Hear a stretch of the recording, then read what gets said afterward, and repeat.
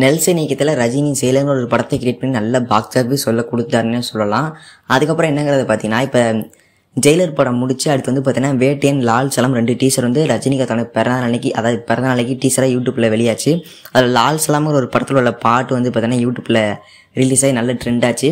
இப்போ இந்த படத்துக்கு வந்து பார்த்தீங்கன்னா என்ன பிரச்சனை அப்படின்னு பார்த்தீங்கன்னா, அதோட சேட்டிலைட் உரிமை வந்து பார்த்தீங்கன்னா சன் பிக்சர்ஸ் வந்து பார்த்தீங்கன்னா வாங்கிடுச்சு. பட் அதோட டிஜிட்டல் உரிமை வந்து பார்த்தீங்கன்னா யாருமே இன்னும் வாங்கலை. சேட்டிலைட் உரிமையை சன் பிக்சர்ஸ் வாங்கிடுச்சு, டிஜிட்டல் உரிமை வந்து பார்த்தீங்கன்னா யாருமே வாங்கலை. இது பெரிய படத்துக்கு ஒரு டிசப்பாயின்மெண்ட்னே சொல்லலாம். ஏன்னு பார்த்தீங்கன்னா ரஜினி படம்னாலே எல்லாரும் போட்டி போட்டு படத்தை வாங்க, பட் இந்த படத்தில் டிஜிட்டல் உரிமை யாரும் வாங்கலைங்கிறது பெரிய தலைவலியாக தான் இருக்கும் அவங்களுக்கு. பட் ரஜினி படத்துக்கு இந்த ஒரு நிலைமையாக நீங்கள் கேட்டிங்கன்னா, அந்த படத்தில் வந்து பார்த்தீங்கன்னா கதை ஒன்றுமே இல்லையா. ஸோ அதனால தான் அந்த படத்தில் வந்து பார்த்தீங்கன்னா கதை ஒன்றுமே இல்லைங்கிறதுனால அந்த டிஜிட்டல் உரிமை இன்னும் யாரும் வாங்காமல் இருக்காங்கன்னு பார்த்தீங்கன்னா இணையதளத்தில் போய்கிட்டு இருக்கு.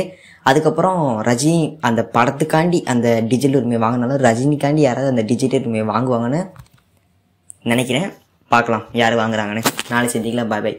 இது யாருக்கெல்லாம் முன்னாடி தெரிஞ்சிருக்குமோ அவங்க ஏதாவது சப்ஸ்கிரைப் பண்ணி நாளை செஞ்சுக்கலாம். பாய். நான் கார்த்தி.